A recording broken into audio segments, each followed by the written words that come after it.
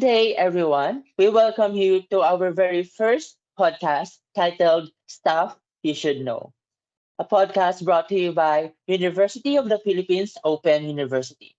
About us, we are students under the Masters of Research and Development Management. And I am Elijah M. Sacay, together with my classmates. Maiden Segui. Monina Tulad. Karen Salonga. So, in this podcast, we will talk about and share our knowledge and experiences in our respective organization, particularly about leadership and management.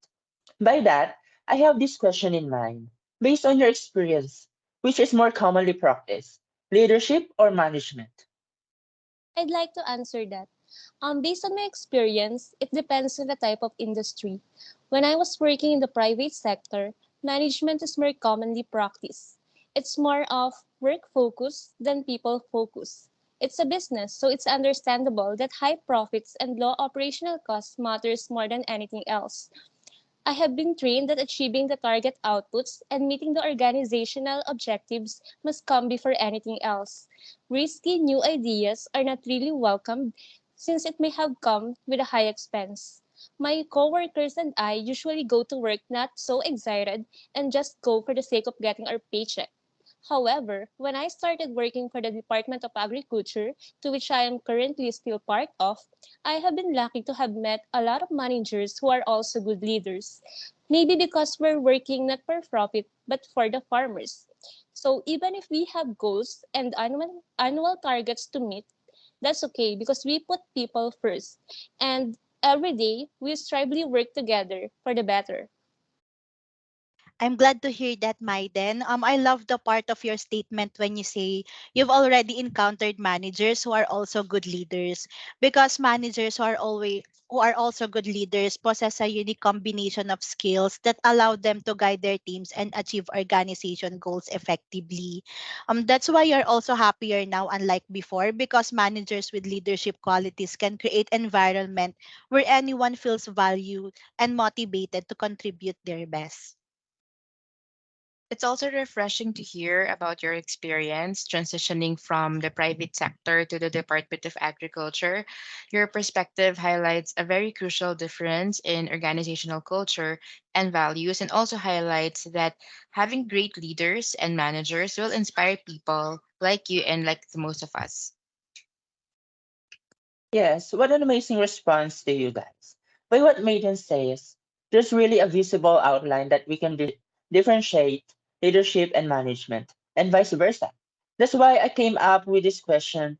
Do you think leaders and managers are two different kinds of people, or do you think both skill sets are commonly found in the same individual? Why or why not? Hi, Elijah. I personally think that these qualities are not mutually exclusive, and someone can possess both qualities, which means that someone can exhibit both leadership and management qualities. Both skills are complementary and plays an essential role in guiding a team or organization. As we have learned, leadership involves setting a vision, inspiring and motivating others, and also providing direction. On the other hand, management focuses on planning, organizing, and ensuring that the tasks are executed efficiently. You know what? In my years of experience, I've met amazing leaders and managers who I consider role models. And I'll share one memorable leader who we call BT. For me, he really stood out and embodied being a motivational force. He would always encourage and bring out the best in us and channels our inner leaders, and never fails to also define our purpose at work. And at the same time, he is also highly skilled in execution of our tasks and implementation of policies, and also ensures compliance. That's interesting, Nina. I also agree that someone can exhibit both leadership and management qualities.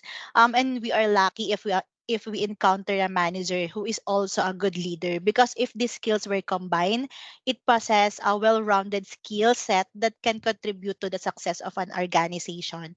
Ultimately, it is also common that leaders and managers are two different people. I think that's okay. What's important is that organization have individuals who can effectively fulfill both leadership and management responsibility through collaboration or by possessing a combination of the necessary skills. I agree. A manager and a leader can be one person, but they're not that common. Having a manager who is also a good leader is a plus. If we have someone or become someone who is able to achieve those KPIs and at the same time appreciate work, time, and makes the team work well, not because they need to, but because they want to, what else can we ask for, right? That's such a good working setup, and I believe that everyone should experience that. Yes, I totally agree with that.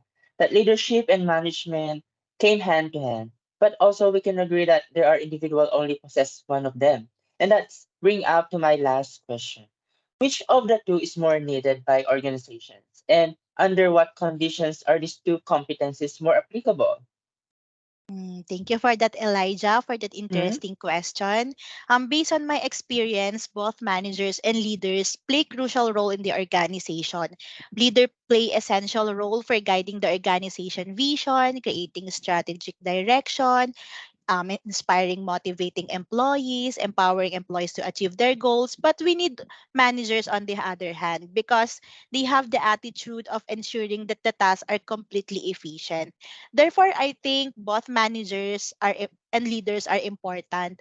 We need these two characteristics because in reality, the ideal is to be a leader who possess a management skills and managers who exhibit leadership qualities.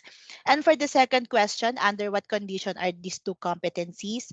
Leadership and managers are relevant in various conditions, but based on my experience in the industry which I belong now, which is construction, crisis conflict resolution are always happening. And during these times, leadership and managers are crucial for resolving issues. Leaders can provide calmness, guide organization, while managers play a role in the managing resources and facilitating conflict resolution among our team members. I completely agree with your statement on the last question, Karen. Under what conditions are competencies applicable? I would say the same. It varies depending on the situation. And when you said crisis, I remember the pandemic 3 years ago where we needed the leader the most who will lead us, who would help us understand the situation and would also steer us in the right direction. And I think in this unprecedented situation, we needed a leader first who and then a manager who will help execute the objectives and the plans of the leaders. I agree with both of you. Aside from crisis and conflict management, we can also see the leader and manager style competencies when we talk about risk and leader and taking new and big challenges. We need a leader's vision to seek change to boost development and empower our workforce, but we also need the manager's style, strategic style to be specific, and his detailed plan in order to ensure that we'll succeed. Yes, we can really say that organizations needed both competencies, right? Yes. Yes, that the success of these organizations rely on them. What an amazing podcast we have today, right, girls? I hope our listeners get much of what we talk about today regarding leadership and management. And that's it. That's the first podcast for stuff you should know. See you again for our next episode, and bye. Bye. Bye. Bye, everyone. Stuff you should know.